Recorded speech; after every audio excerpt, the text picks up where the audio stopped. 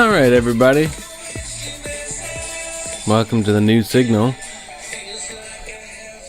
All right, that was our little intro.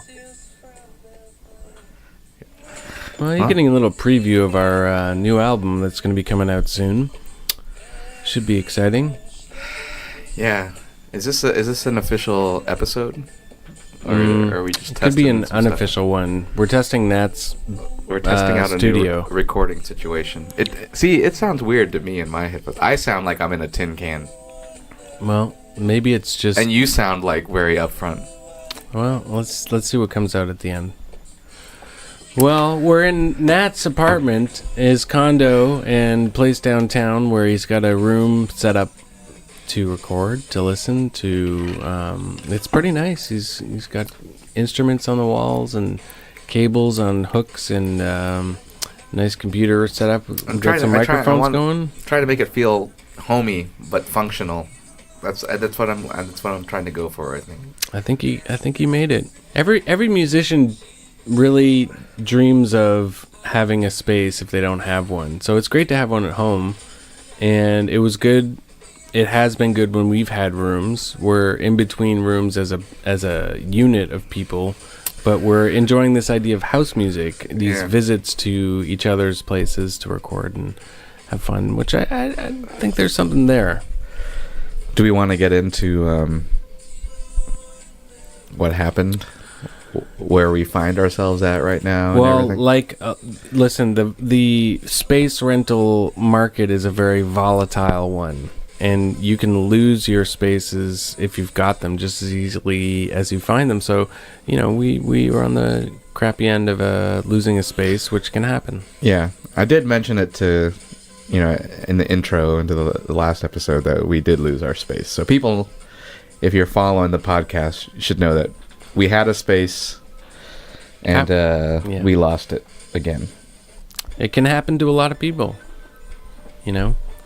I was talking to someone tonight in the arts who was just saying like, she's like, it's dry out there. There's nothing. I was like, really? Yeah. The funny thing is space is a really interesting thing because most of the time, the things that we do, whether it's music or art, like, unless you're at a certain level, you're not making money doing those things. So it's just kind of this thing that you kind of just put your money into, right? Yep. That's one of the factors, and so we were blessed to kind of have spaces that were pretty cool, and we had to pay for them, but they weren't crazy expensive, every month, No, they weren't too crazy. I think for the average person, if you got to drop like $50 or $100 between a lot of people and you make a space happen that can help you do that stuff, it's pretty important. You can also have people over, it can be a gathering space too. It's just a place where, to get outside of your home, which a lot of people like once in a while, it helps you see things, feel things a little differently, make things a little differently. So, anytime an artist, a musician can have a space or access to one, it's really important. I think for most people, you have your space, you buy your home, and that's pretty much the space that you have in your life. If you're lucky enough to, yeah. Right, or whether you're renting or you own. You but just like, have a home, as an artist, it's like we got your home spaces, and then you got to have like, oh, here's where I go and do work, or here's where, and you're paying for these other spaces. Yeah.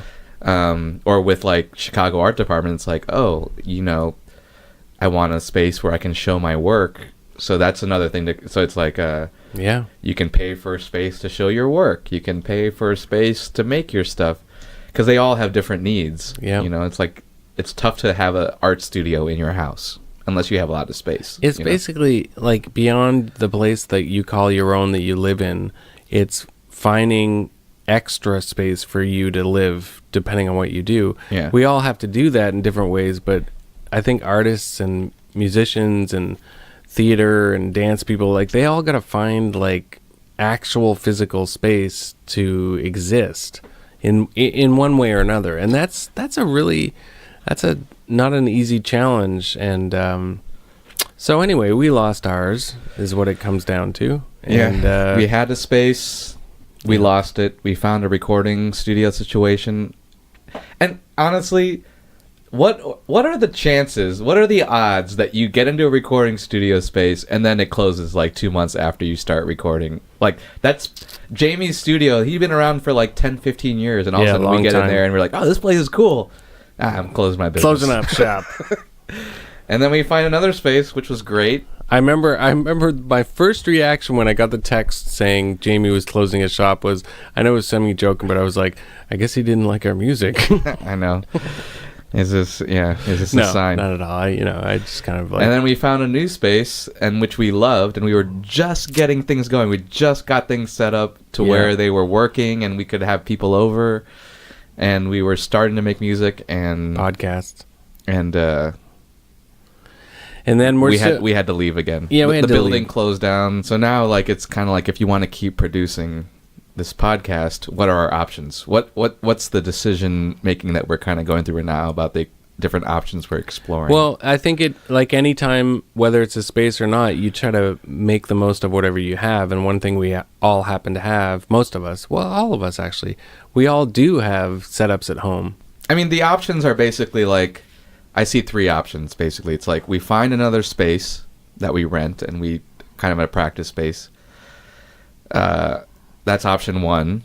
Option two is going into a real recording studio and just doing our podcasts or whatever music we make is when we go into a recording studio. And then the third option is doing it in our own homes. So, like, those are right now. And then I guess number 4 is like buying our own building somewhere and creating our own space. Man, well, right? yeah, those are that's next. And then so each option has its pros and cons. And right now, the only option that fits for us to do today like this is at someone like yours, in your studio space. So we're hanging out, drinking some Coke, and with microphones. We just kind of tested out a system. I wouldn't say what we played musically was incredible, but little moments of just... if this ends up as an episode and you hear the music that we were making, what it is like it's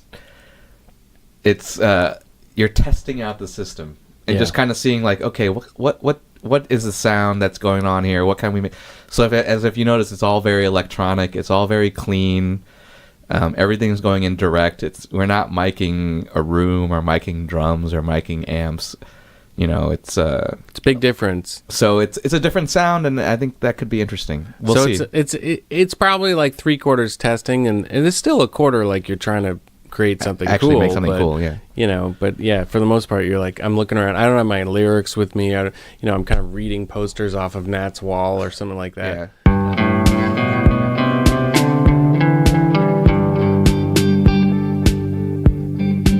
So we're going to do a little bit of live listen along and reaction to something we recorded last week.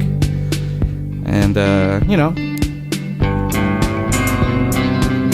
get our feedback, any thoughts, and then if we want to add anything or what it could use or what it could be taken away. I don't know. What do you think, Mike? There's something here. Thinking about those changes like that, like where'd that come from? Where would you rate just the hook of the? Is that like? It's pretty good. It's not like amazing, but it needs a vocal line on top of it. I like this part.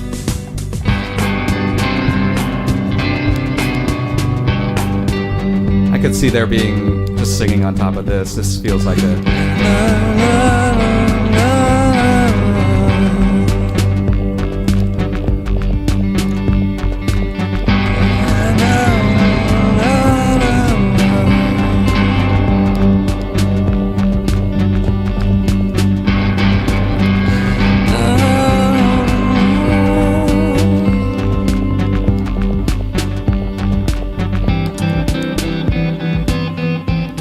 This sounds like a little musical breakdown, maybe.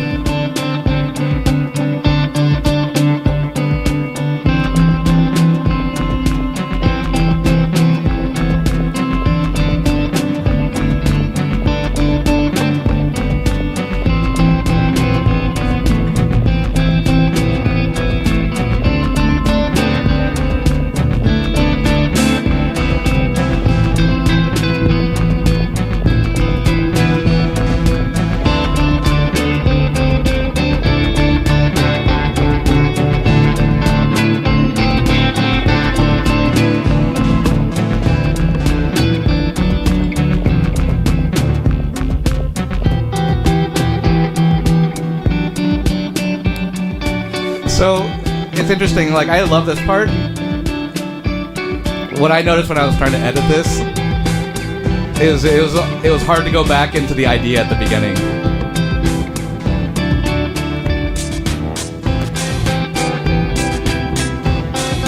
Is that coming up? Not for a while. It stays on these two chords for a little while.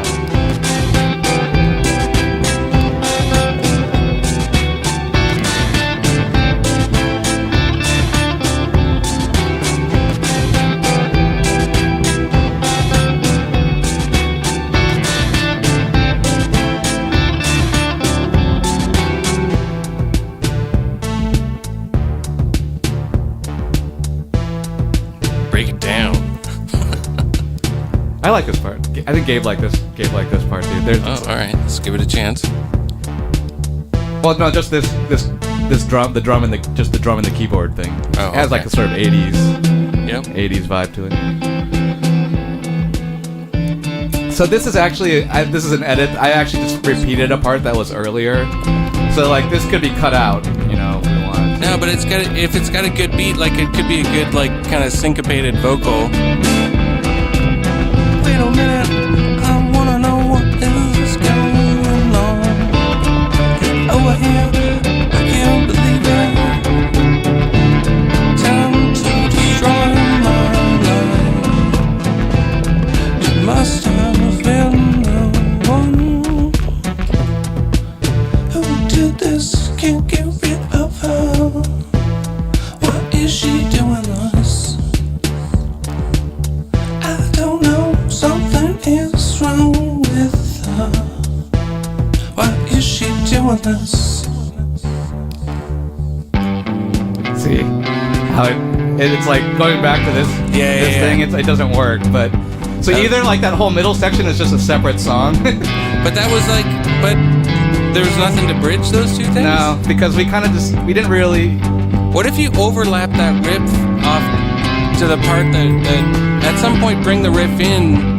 Yeah, but the riff is in like in a major key, and that other section was more in a minor. So it's just. Did you try overlapping it? I haven't. But I'd be curious. I wouldn't be surprised if it actually could fade in or something.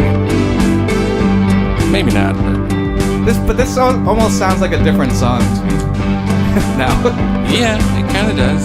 Or the other song sounds like the end of this. Yeah, we could move that middle section to the end, and that's just the end. So I really liked what you were doing with the vocal line that you were doing when it was just the drum and the synthesizer. Yeah, that was really good. I was like, that's it. All right. Did you record it? Yeah, it was recorded.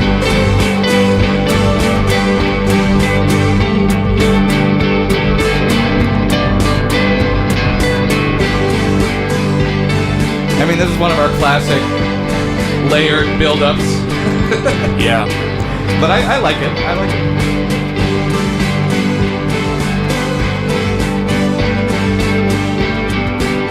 So I really love the sound of that keyboard. That's that Prophet keyboard.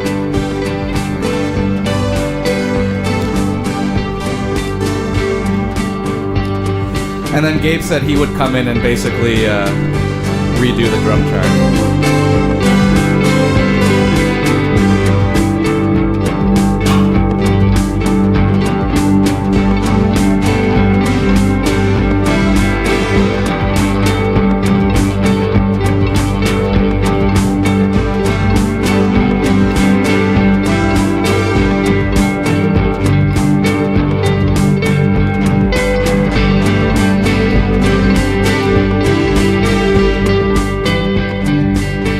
I could almost see this, like if this were on an album,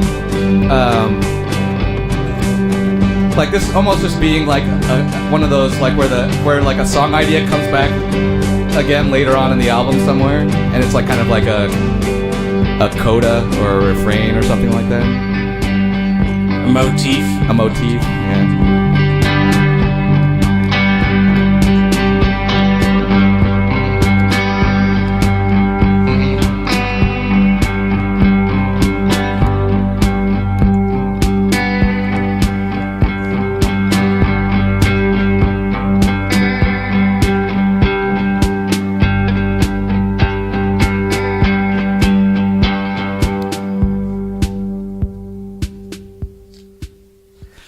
I thought about this the other day, especially with country music, or like we could have all chosen and wanted to just make predictable songs that are very good, like very enjoyable to listen to. I actually think they're really hard to make, and it'd be fun to it'd be fun to try. It could be fun to try, but could we actually write a pop song? Owner of a lonely heart. I've thought about that.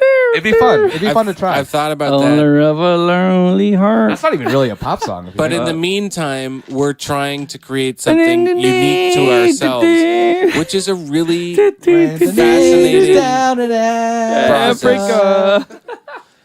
My point is, I don't know if we could even succeed in writing a pop song better than we can write our own music. So here's my thing. It'd be fun to try. I'm fine with trying, Here's my thing, dude. I think we could write the baddest pop song that would just turn fucking... Well, it would I don't know, man. I think we have too many weird tendencies to...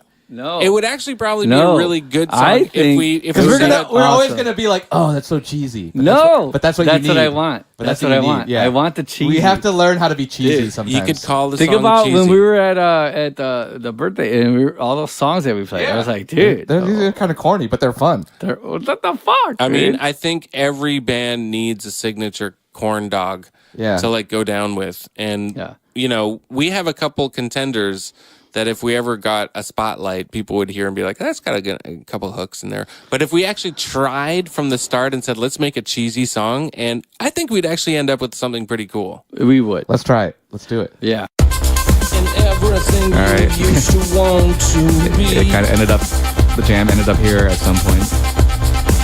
And everything you used to want to be. And everything you used to want to be. Everything you used to want to be. Yeah, this is kind of like a take it or leave it kind of idea. Everything you used to. I like the keyboard. Yeah, it's got to switch up. This is kind of like New Order.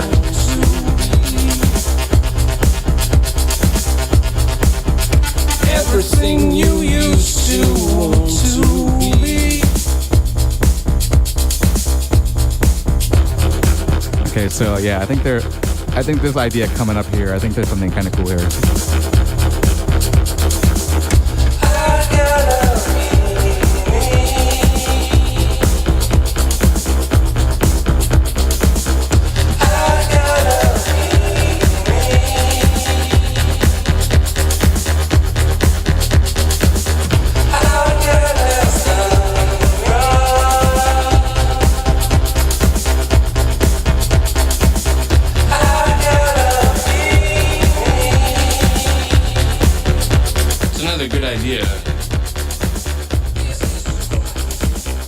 But would probably be better re-recorded from the start. Some good ideas, you know what I mean?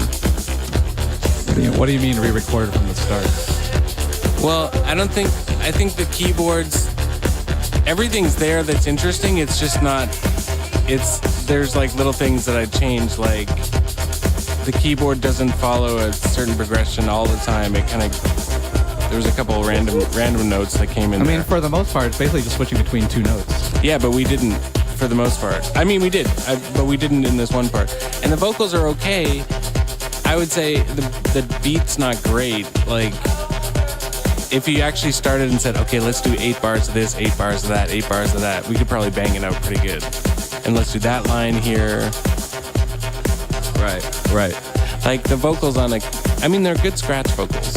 But I think this could be like, it's a good line. Could build on that. Do something, right now it's the only thing. And it's in a weird tinny effect that you don't like. Right.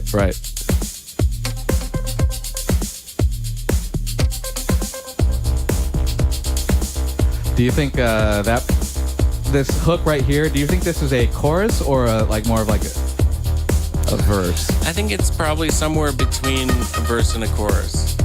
So it's some version of something that could cross over to both. So what would the part before this be like then? So I think this singing that I'm doing now. Yeah. Like it's some version of trying to find that. Abolish was the wrong name. And then use the proper way. You know, like what would a line between that hook and a chorus feel like? I think this is like just feeling around. But what do you think of? Do you think this song could just basically stay on those two keys the whole time, but it just cuts different things out, or do you feel like it needs to switch to something totally different? I don't think it needs to switch to a new thing, but I think it needs infusion of other things. So right now we have three like musical parts. There's the part where like all the keyboards, the drum beat, and everything's going, and then there's a part where it was just the drum beat and the bass line, and then now we've got a part that's just the drums. So each of those could be three. They're variations. Different types of parts, though. They're variations, yeah. Hopping on your feet, overexcited to the beat. Overextended. Could be a good line there.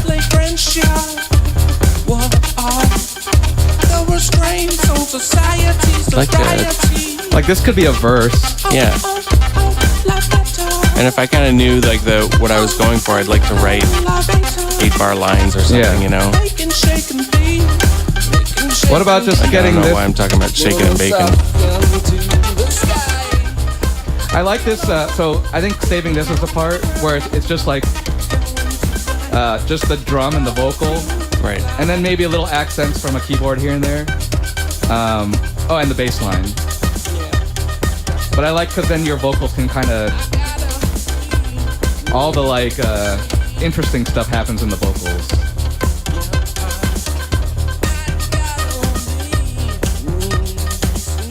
And then when it goes back to the other part, the I gotta be this part, if all the keyboards came back in, so it becomes more like a chorus, I guess. Yeah.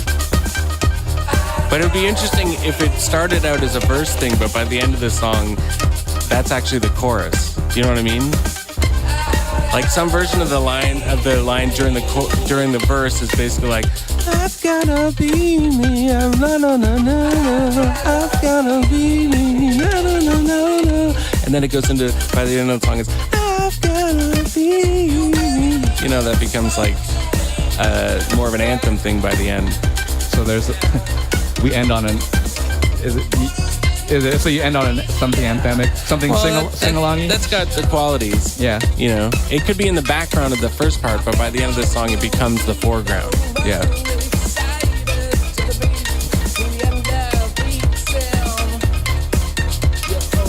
It's like your version of rap singing. Sort of. No, it's good. It's more about the rhythm and It's a little rhythmic, trying to find the right lyrics that fit the mood, that fit the first part, the hook. Reading off the same lyrics. That one was about sobriety and society. Or restraints on society and sobriety. I gotta be me, see, you gotta believe me. I gotta be me, see, you gotta believe me.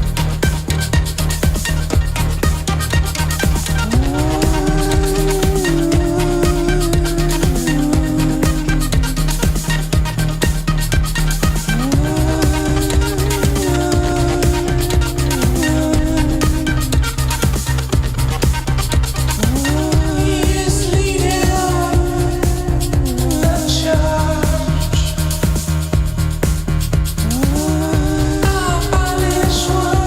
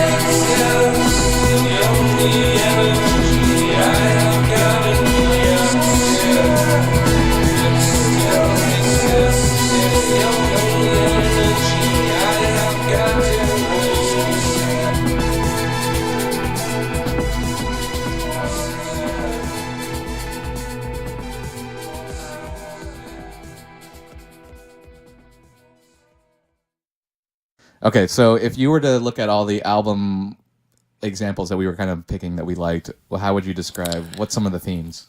Minimal, graphic, space. Boom. What was that? Something boof. Boof? Something boom. Boom.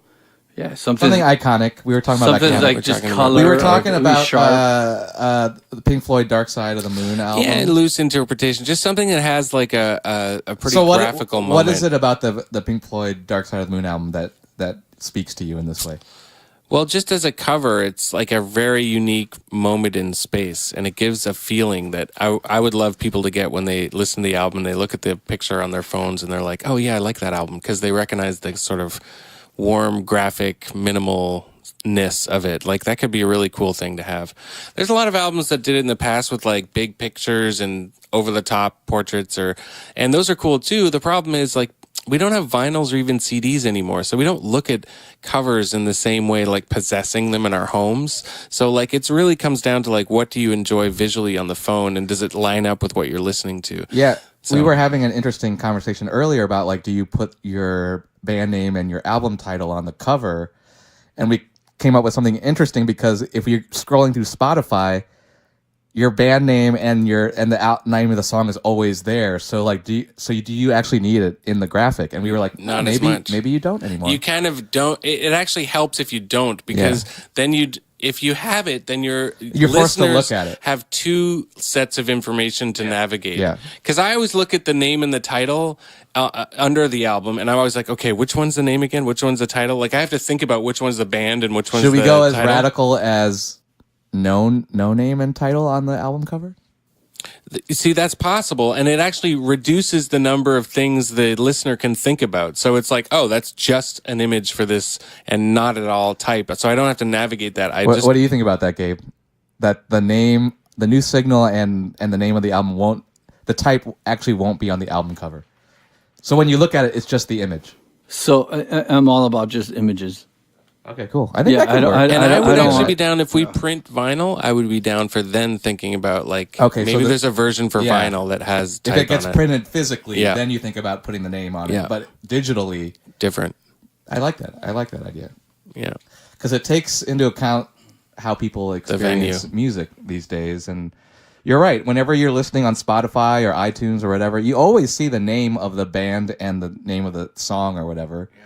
So you never need to know that shit with the graphic. And if you have to read the graphic, it can be annoying. You're like, what does that say? You can't, it's... Yeah. No, that's a great point. Yeah, for me, imagery, art, and like mystery is the key to making an album or anything that's artistic. And as far as when it comes to like soundscapes, just keep it interesting. Like you don't want people to be like, oh yeah, I know what that is. Like, you want people to come in like, what the fuck is this all about, man? You just want to keep it a mystery, man. And that's the way I see things. So the more mystery, the more dope it is to me. Can you think of an album that you remember, like, experiencing like that? Like, do you remember something? Well, I mean, I could go back to Kraftwerk, dude. Like seriously. Yeah, which Kraftwerk? Yeah, I mean, just any Kraftwerk. I mean, describe like why that was so mysterious. Because or like even when I was a young kid, when I was in '82, I was blown away by all the early electro Detroit and early like New York stuff. I'm saying New York and Detroit now and Germany now only because I grew up going like, oh, but when I was a 12-year-old, 13-year-old kid, I was like blown away. It's like, where and why are these beats and are these sounds? Where are they coming from? What are these? What's going on? And like as a little young kid, you're like blown away. I never knew there was even when I'm 12 years old, 13 years old, on the South Side, I didn't know there was Germany. I didn't know there was New York. I didn't know there was Detroit. I didn't even know there was music or anything. I was just like, dude, this shit's dope.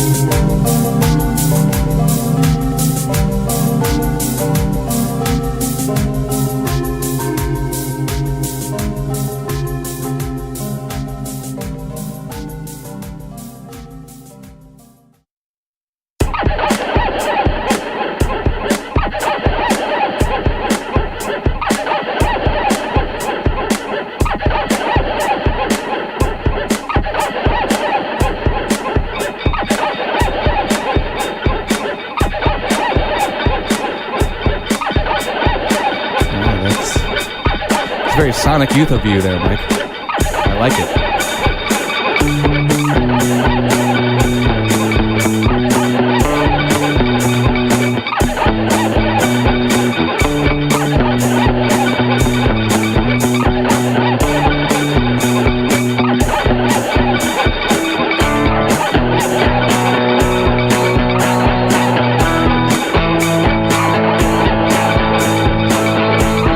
chords are you playing there? B?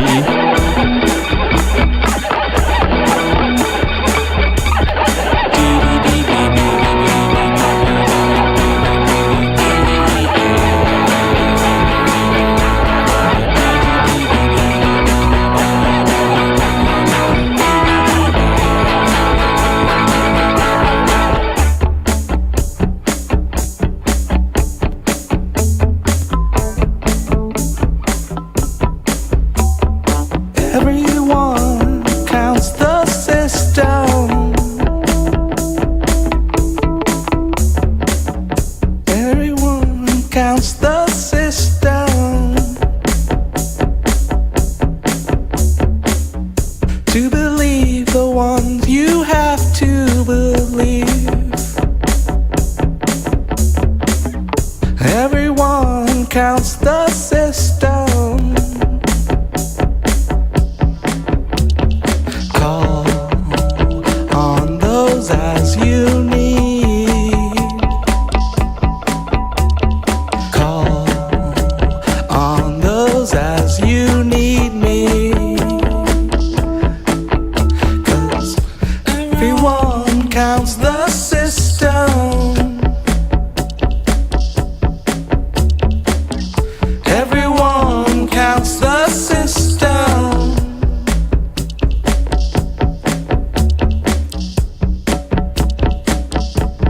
Some good opening here, some patented Mike improv right now. It's actually just it's because it's a different position. I'm on the couch. It's like it's kind of like lounge playing. I'm like I'm normally a little more intentional. I'm kind of slipping around the place here. That's cool. We're just working it out. Everyone loves a system.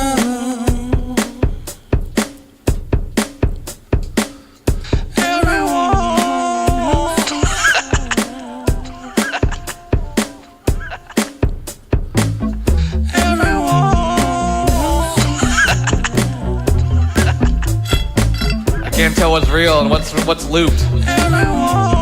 I can't tell what's real and what's looped. I can't tell what's real and what's looped.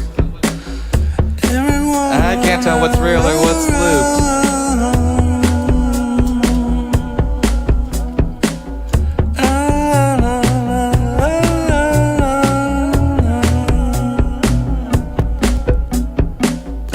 Oh, not very much I am.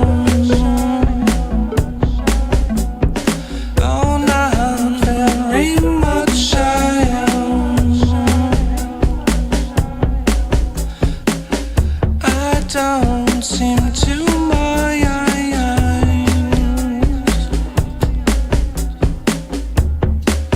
I don't seem to my eyes. I don't seem to my eyes.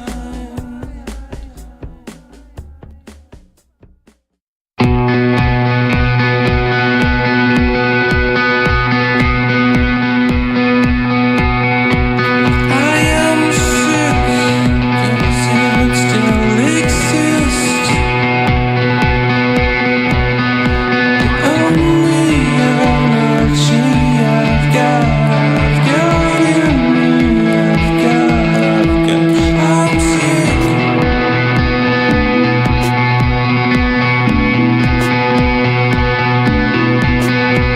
I'm sick.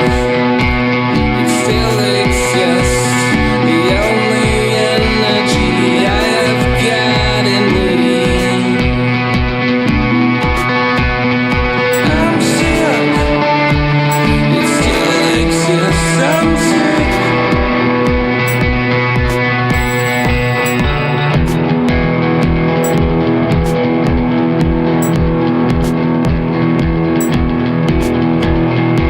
I'm tired.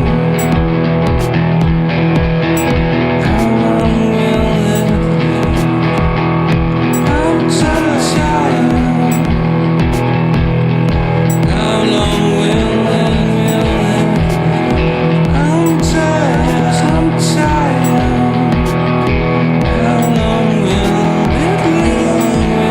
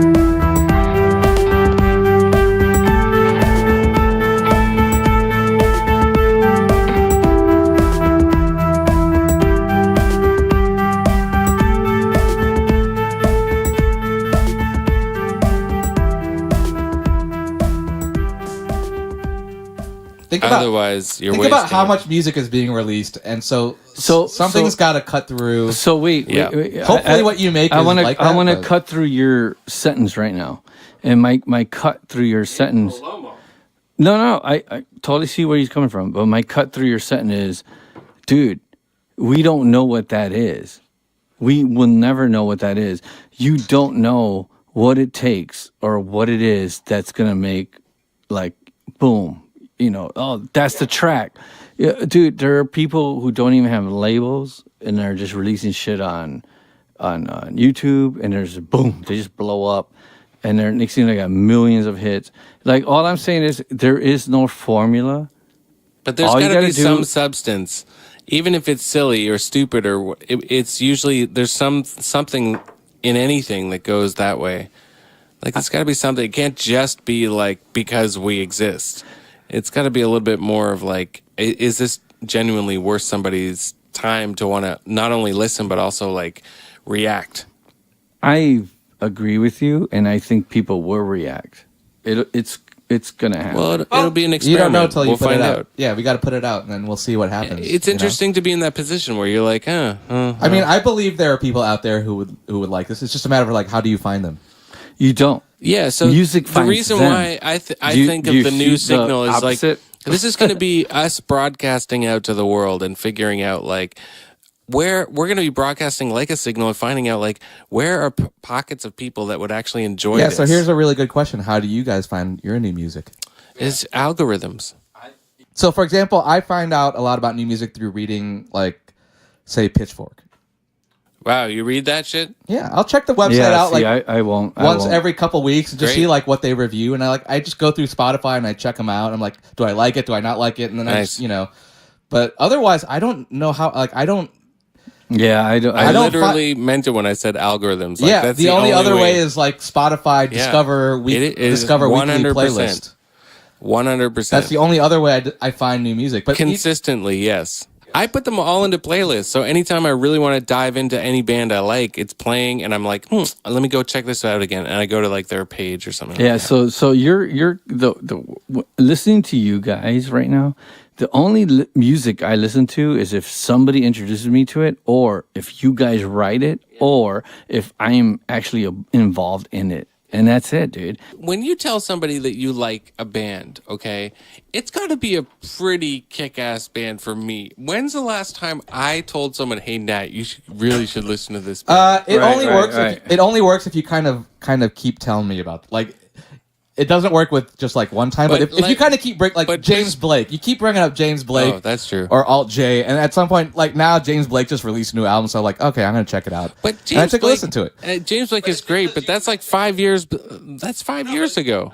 It will take you 5 years of No, asking it wasn't me. 5 years, but it's kind of like if I'm not into it, Yeah. if you keep mentioning it to me, I'll check it out at Yeah, some point. but that's what it takes. My point is, practically though, that was the last time I probably did that with you, and that was 5 years ago. My point is, I don't do it a lot. I don't tell people like, hey, check this band out. The closest thing I'll do once in a while with like a handful of people is I'll send somebody a song on Spotify because I'm listening to it and I'm like, I think you'd like this. That's like a once every like 2 months thing, maybe. So then the question then becomes, how do you get your music in front of people, knowing what your listening habits are, what my listening Well, my habits point are? is this: the only time that I share it for that part of getting music out there, the only time that I share music is because I feel it's exceptionally good.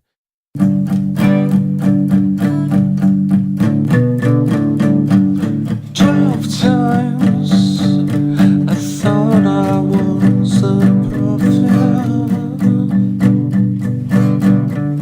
12 times I thought I was a prophet.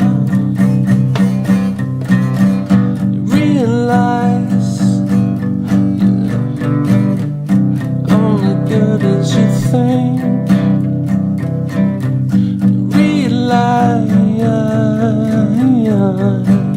You're only good as you think. 'Cause we go into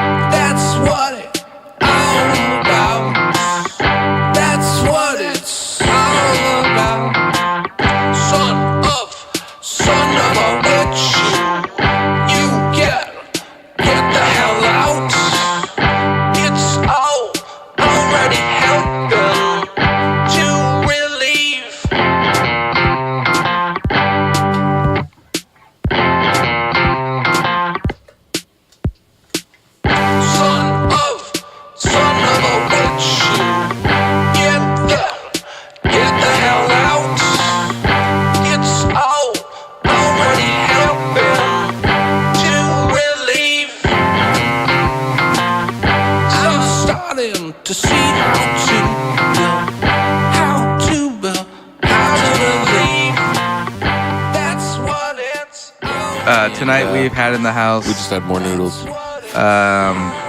Gabe Palomo on the electronic beats and keyboards.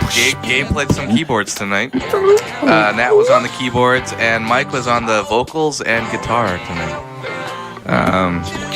Check out the new Signal. You can listen to us on wherever podcasts are found. Hit me up at Nat at the new signal dot. Hit me up at Hit me up. hit me up at Nat at the new signal.com. Hit me up. You can find us on Instagram at the new signal pod. I don't know. We're not really using our social medias right now. Just listen to the show. Let us know.